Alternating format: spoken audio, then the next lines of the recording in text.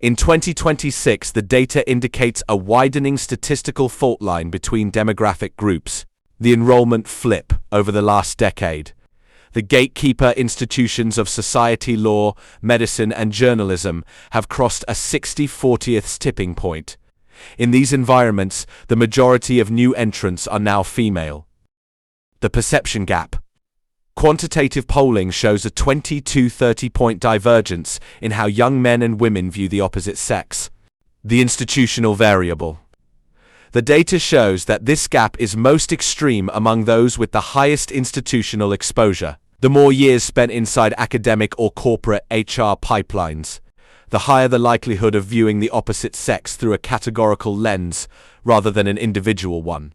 Systems are not neutral. They are optimized for specific outcomes.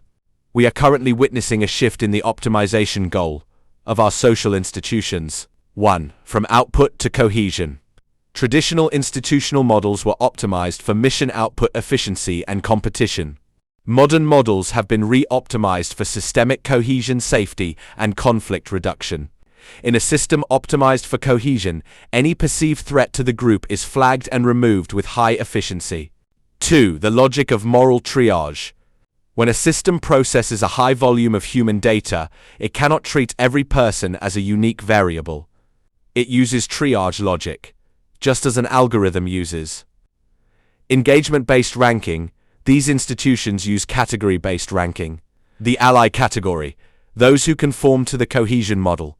The predator category, those who represent a disruption to the system's perceived safety.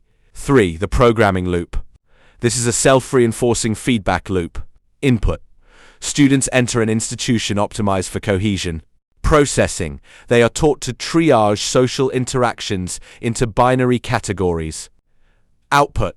They enter the workforce as HR managers, journalists, and leaders, where they apply that same triage logic to the next generation. The paradox.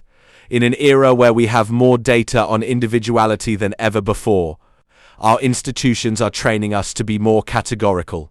We are not seeing a change in human nature.